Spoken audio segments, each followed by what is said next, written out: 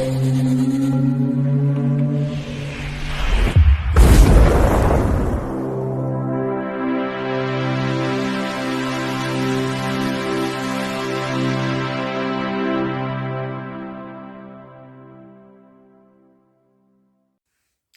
Bayek, it's me, and in today's video, well, it's Saturday again, and I'm continuing my Hammer series, which has been going on quite a long time.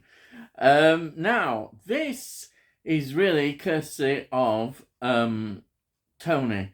Tony, again, thank you for sending me that wonderful Indicator Hammer box set, and this is one of the films in the box set, and this is Captain Clegg from 1962. In America, it was known as Night Creatures. Yes, so you see it on some posters with Night Creatures. I don't know whether they're trying to sort of create a more horror element in that title, whereas Captain Clegg perhaps doesn't sound like that. And to be fair, how would we describe this film? It's really like a swashbuckling adventure. Some have even described it as a gothic swashbuckler. I like that. There are elements of horror in it, but it's not you would perceive as a horror title. I mean, Hammer were aiming this, particularly with the British Film Board of Censor at the time. I think they gave it an A certificate. There was no idea that they would get an Exford certificate. They didn't see these kind of films in that area, the adventures, the piratey sort of things, swashbuckling pirates, all that. No, it wasn't seen as something that was X certificate. But what makes this interesting is it does have those elements in it definitely, and that is, I think, really good. The film is 82 minutes long. It's not long really at all. It's got 59% on Rotten Tomatoes, which I was surprised it was so high as that, because these films normally get dismissed. Now, it was actually like the B movie to Phantom of the Opera in 1962. And sadly, they didn't do that well, which could have derailed everything. Unfortunately, it didn't. Fortunately, everything was okay as we were to see. The real comeback was to come in 1966, really. 65, 66. They started the comeback, but in a big way in 66 with the rebranding of Dracula, the Prince of Darkness. We saw Hammer really getting back there, but it also started before that as well, but not in such an obvious way, I think. Anyhow, I'm going on a bit. Well, this is based on a series of novels called, well, they're about the adventures of Dr. Sin. Dr. Sin, and they were written by Russell Thorndike, and Hammer managed to get the rights. There had been a film, I think it was in the late 30s, of Dr. Sin. And then the rights had lapsed. And what happened was that Disney then got hold of it, but Hammer still were entitled to make one film from the rights of that first film. But they couldn't call it Dr. Sin, so they called it Captain Clegg. Aha, logic there, isn't there? And Disney went on and I think made a film. I don't think they made a series of films, but they certainly made one film with called Dr. Sin. Anyway, that's Disney for you. The screenplay was by Anthony Hines.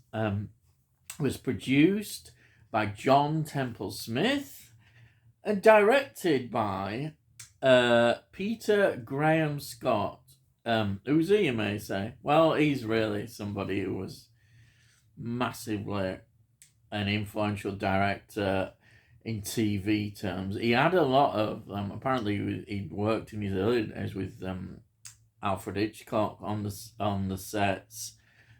He's somebody who had just developed his career and techniques through various parts, editing, before he went into directing, producing, and then of course he goes into TV more consistently.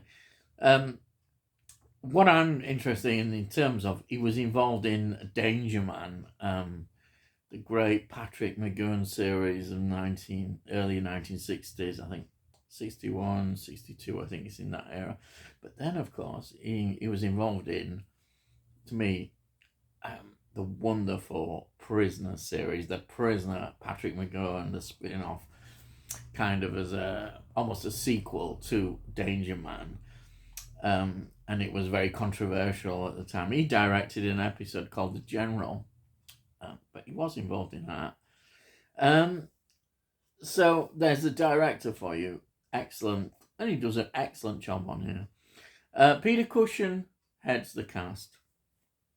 He plays Parson, the Parson Blissey. He's the priest, he's the vicar, yes. Or is he? Well, that might give you an idea. I won't tell you in case you've never seen this film, but yeah, that's. Then we've got Yvonne Roman playing Imogen, and she's already been involved in Hammer in the wonderful, The Curse of the Werewolf. She's excellent in that, and she's excellent in this. She's got something about her, really. I don't know. It's almost like an exotic look about her. She's excellent. And then she's working now with Peter Cushing again, so it can't be bad. But also, crucially, she's working with Oliver Reed, who we'll get to in a minute. So she's got a Hammer history. Then we've got Patrick Allen playing Captain Clegg. Patrick Allen was involved in a very sort of controversial Hammer film, an early one, which was Never Take Sweets from a Stranger from 1960. And that is highly regarded now. But yeah, Indicator actually do have that on their list. I'm also interested in the fact that he was the narrator in When Dinosaurs Ruled the Earth. He had a lot of narrating things as well as certain acting roles. He's got a reasonable CV of work. But he's also interested in a film that I'm still really would like to get hold of it sometime, and I may well do. He's Puppet on a Chain, Alistair MacLean's wonderful modern story set in Amsterdam. He plays Inspector Van Gelder.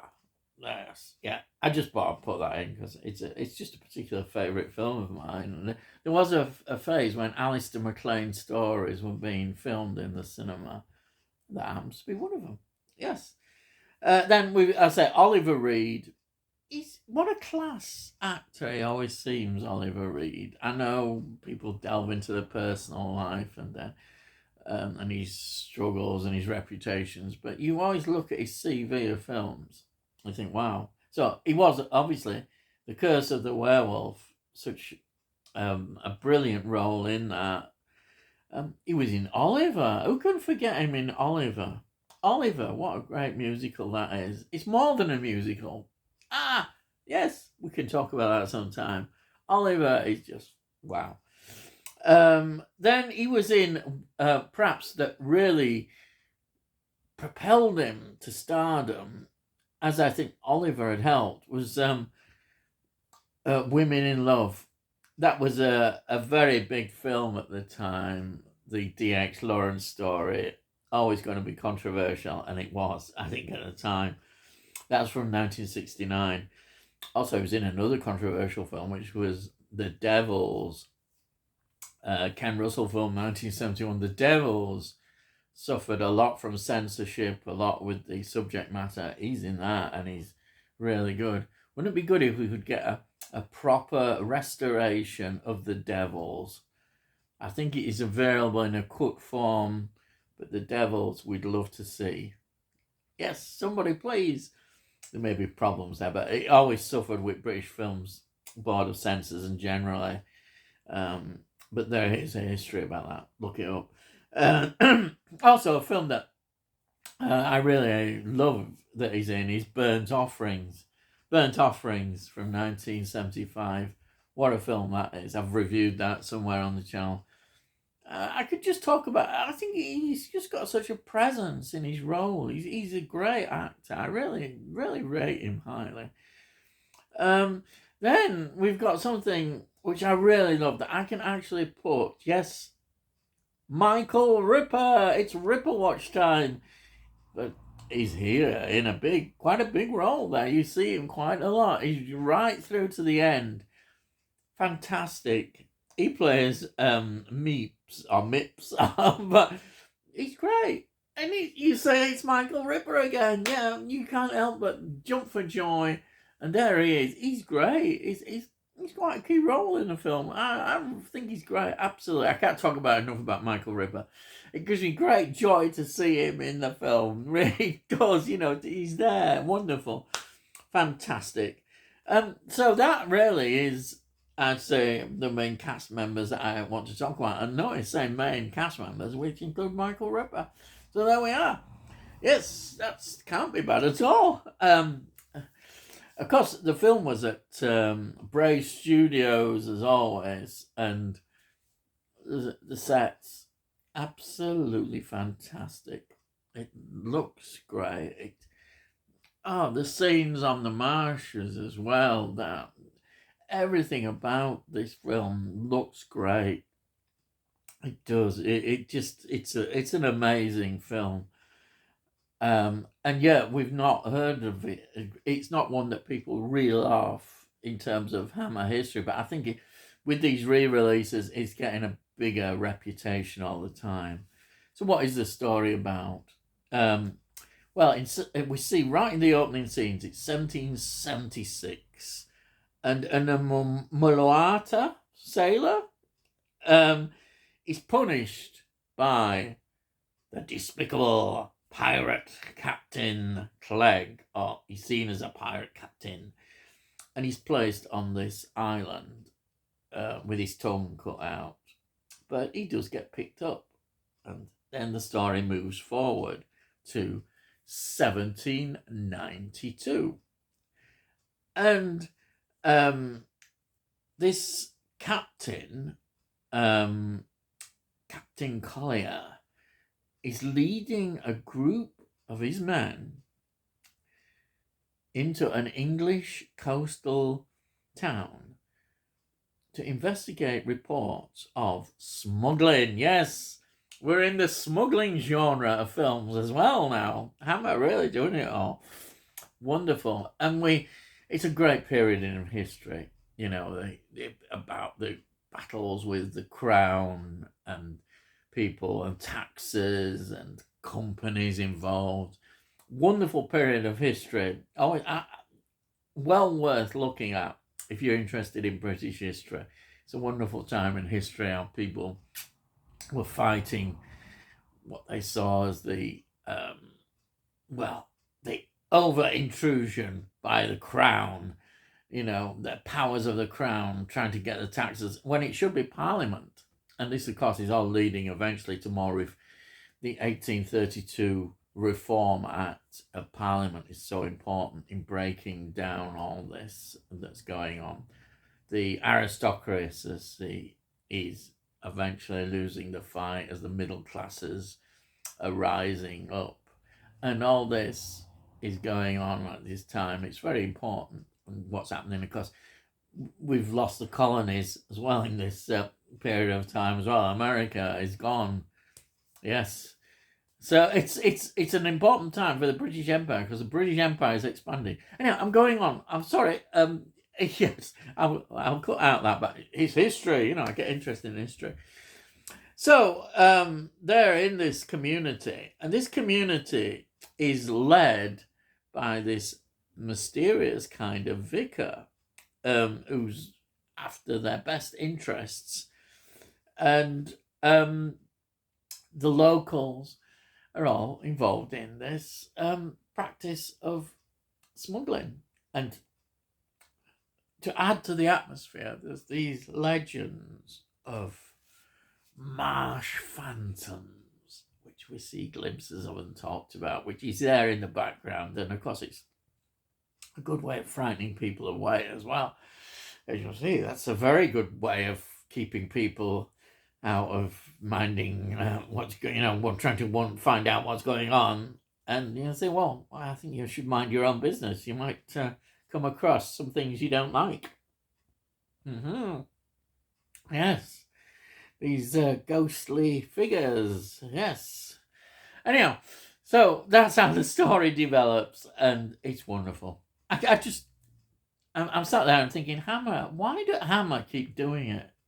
They do it. I know every film Hammer that I watch, even if it's not on totally in the Hammer horror tradition, I'm just thinking, wow, Hammer are fantastic, and here they are again. And this box set is just fantastic.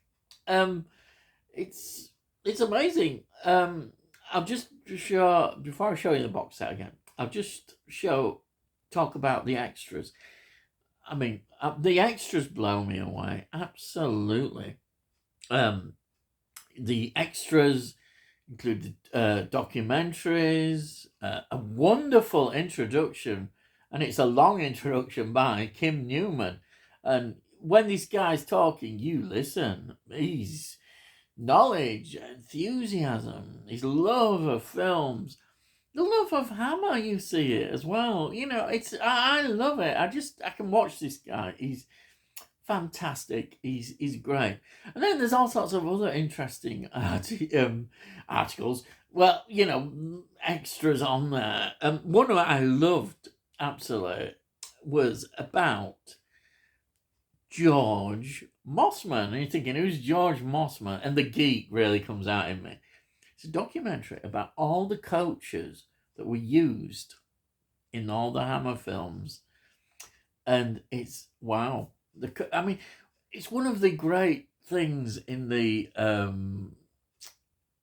Gothic era of Hammer films with, all the great Frankenstein and all that kind of stuff. It's wonderful. It really is. And you see all that. And this is a museum. And that is the legacy that this George Mossman left, because he hired out all these wonderful different types of coaches, and they all appeared in all these Hammer films. I mean, geek heaven. I just love things like that. I can just sit and watch and think, wow, that's fascinating. Probably a lot of other people don't, but I do. It's me. It's the geek in me. But when I get extras like that, I'm in heaven and absolutely loving that. And it's just totally fascinating. It really is. So that's about the extras. I'll just show you again. This is from this box set. There's the box set. Yes. And as I say, I just showed you that's the back of it. And there's the 4 films in that. And this one's the first one. I'm going to go through all of the films and review them. They're fantastic. So look out for them. I know they're going to be fantastic. I've never seen them, but I know that I'm going to love these films. I do with Hammer. You just can't go wrong with Hammer. No, you can't. And there's me going on like this, but I do. Yes. So, thanks, Tony, again for making all this possible. Fantastic. So, if you're new to the channel, I've just come across me rambling on, and you like what you see, or maybe you're interested, have a look at some of my other videos. There's a playlist, and you can see all sorts of things there. And please subscribe, and then we'll let you know when I produce these videos. And also, if you really like this, then give it a like. It helps with algorithms, pops up more people that might like them, and it helps get my videos hopefully out. I don't know. People enjoy them, they might enjoy them, might not. And it all costs notes. As I say, notes. It costs notes. You can't say further than that, can you? Nah, you can't say further than that. And if you've got any comments, please put your comments there. I always answer your comments. I love reading your comments. I really do. And just, well, thank you. All I've got to say is, I'll see thee, and I'll see thee again.